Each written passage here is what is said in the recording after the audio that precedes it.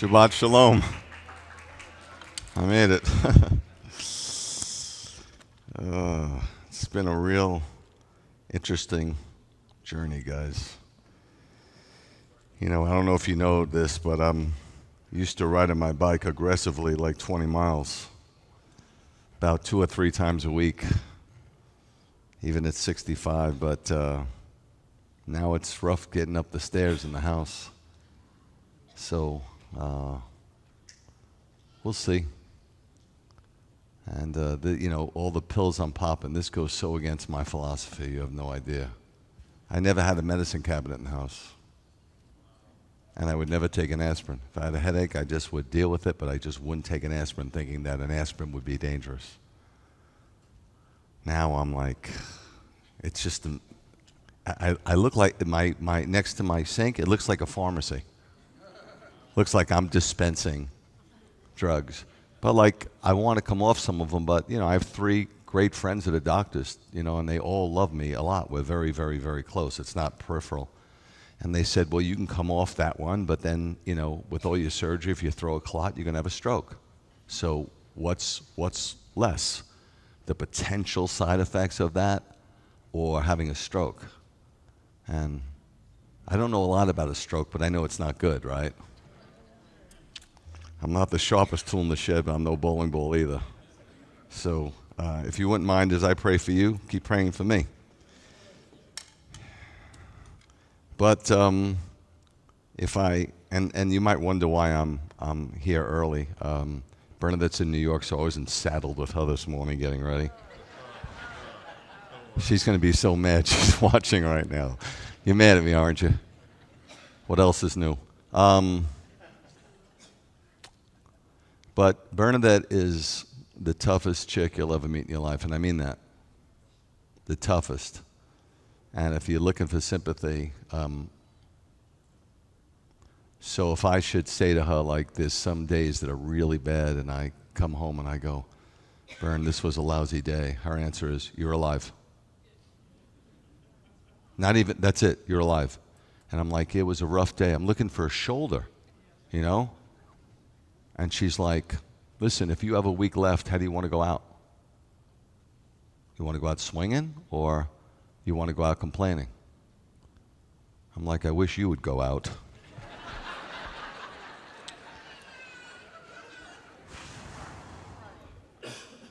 Well, this psalm starts with a Hebrew word. Most people don't think they speak Hebrew, but it starts out like this. Hallelujah. Hallelujah.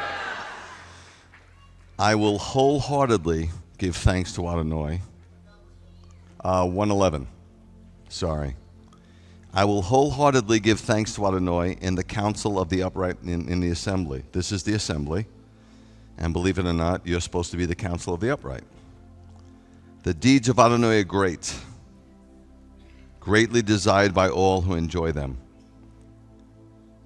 His work is full of majesty and splendor. I guess the greatest work besides the resurrection of Yeshua is the Passover and the deliverance. Manna from, the sky, water from the rock. Crazy stuff, right? He has gained renown, reputation for his wonders. Adonai is merciful and compassionate. He gives food to those who fear him. He remembers his covenant forever, which means he's faithful to all his promises. That's what his covenant is, his promises. He shows his people how powerfully he works by giving them the nations as their heritage. That's Deuteronomy 7. He displaced the nations like Canaan. And by the way, there are people who just don't read Leviticus, and they think that God was mean by displacing these nations. He gave them hundreds and hundreds of years to repent, and they just wouldn't. In fact, when he brought Israel in, he said, you don't have a corner on the market, on my heart. If you do what they do, I'll displace you as well. And he did, right? Assyrian, Babylonian, Roman. He has no favorites. Everybody's on the same playing field. The works of his hands are truth and justice, meaning his decisions are right. You can't fight it. I mean, you can, but it's not going to work. God's faithful. His statutes are dependable. I mean, I think he's running the world pretty good. It's the people in the world that are screwing up. If everybody paid attention to his ways, this would be a whole different profile. All his precepts can be trusted. There's not a precept, really, in the Torah that if we obeyed it, the world wouldn't be a better place. I don't know why people can't be logical. Because sometimes their heads are so in the clouds, they're no earthly good.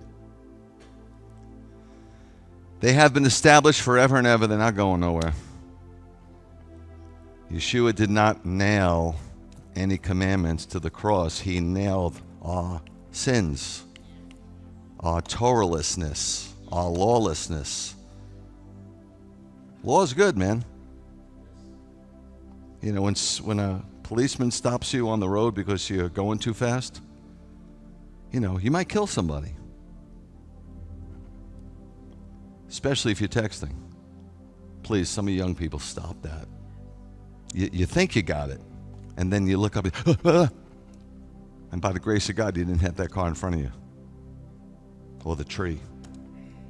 Don't do it.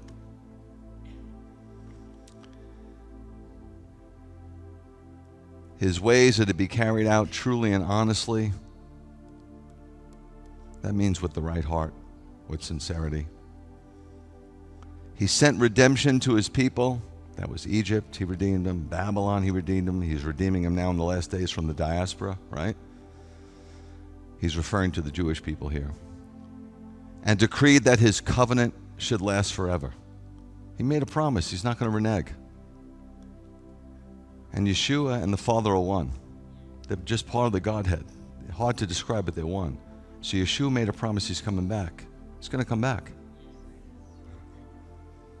His name is holy and awesome.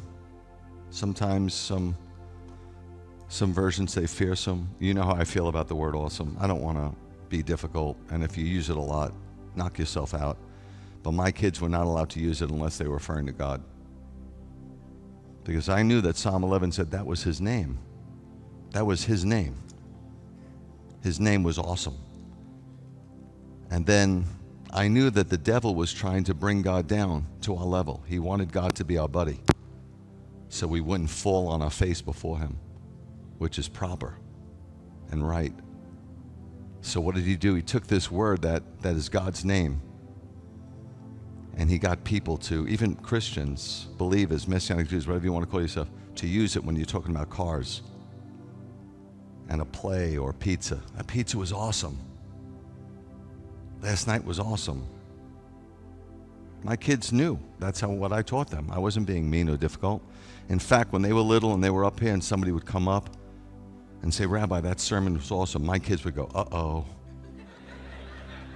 Because back then I was, younger and aggressive. I'm not as aggressive anymore, but just think about it. Just think about it, how misused that word is. His name is holy. He's the only one that is. We're holy by association. We're holy by the covering of Yeshua, but we're not holy in and of ourselves. We do some holy things, but we do a lot of unholy things. And even if you're one of these people who don't think you do anything unholy, believe me, your thoughts are unholy. Come on. I'm talking to my family here, right? This isn't some guy up on a platform giving a 3-point sermon and neatly wrapping it, and you leaving and going to lunch and forgetting what I said. This is me just sharing with you. And I'm not trying to share my heart. I'm trying to share God's heart. I don't know how good I do with it, but I'm just trying to share God's heart. That's all. Nothing more, nothing less. The first and foremost point of wisdom, we pray for wisdom. It's one of the greatest gifts you can have, wisdom. Experience is not your best teacher. Most of us grew up and we were told experience is wisdom is the best teacher. When you use wisdom, you learn from other people's experiences so you don't make the same mistakes. But if you want to walk in wisdom, it says the beginning of that road, the gate that opens up to wisdom, is the fear of the Lord. I know it's hard today, guys. I hear it. I hear what's being preached. I try not to pay attention, but every now and then God tells me to tune in. The fear of God is like, it's an endangered species.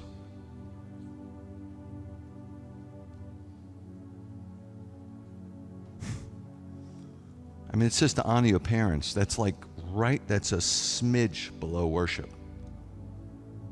If you can't honor your parents, how are you going to honor God?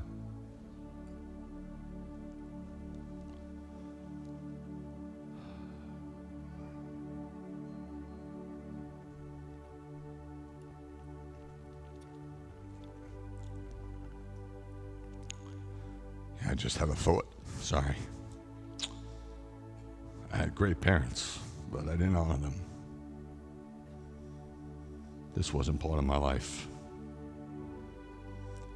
I would come home 5, 6 in the morning. My mother would be up drinking coffee all night. Gregory, why didn't you call? Mom, I'm tired. Not concerned.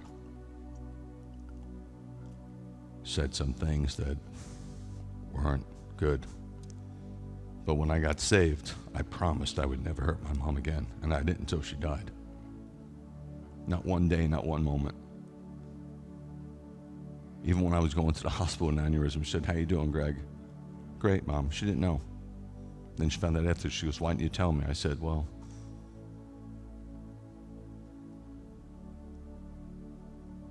I just figured if something happened, you'd find out then. There's no need to bother you anymore. You don't have your parents forever, and you're not going to be here forever. Make the most of it." All those living by wisdom gain good common sense. Common sense. There's a lot of common sense to our faith. We're human beings with common sense, but sense isn't common anymore. I see these extremes. People in the world are so lost. And some people that are so deeply spiritual, like I said, they're praying and they're useless because they won't put legs on their prayers. They know everything about the end days, but they haven't led a person to the Lord in over a year. I'm just telling you, it's not how I feel. It's not just an observation. This is what it's all about. Bringing other people with you. This is what it's all about.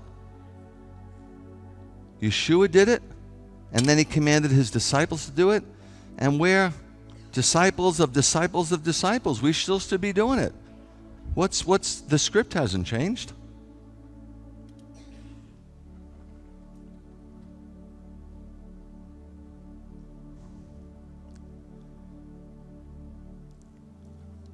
And last but not least, his praise stands forever.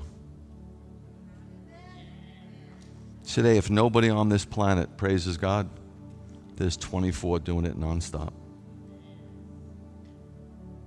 Myriads of angels doing it nonstop. Sea of glass around his throne, a rainbow behind his back. He's getting tons of praise. We just get an opportunity. It's a privilege. It's a privilege. Today, being here is a privilege. My friends in the Ukraine, they don't have this. They have bomb shelters. It's a privilege today to be here on Shabbat. For me, this is not an obligation or a job, it's a desperation. I need this. This week was rough. His praise stands forever means his hallelujah never ends. Today, why don't we join the angels and the elders and the living creatures and give God what he deserves. Give him his due. Amen. Father, thank you for setting aside a day. With all our busyness, we're very busy. Very, very busy people. Busier than we've ever been. And you knew that. In your infinite wisdom, you set aside a day and you said, just stop. And don't stop just so you can relax. Stop so you can know that I'm God. And I'll carry you through another week. And then we'll come to Shabbat next week and we'll stop again. I hope we use the time wisely, Father. I hope you would make your presence known. And not that you need any anything from me, or I don't have to allow you to do anything. Just do whatever you want. You know, it's all about you. It really is. It always was and it always will be. And I just hope and pray that we could put a smile on your face today. It's in Yeshua's name I pray. Amen. Shabbat shalom, guys.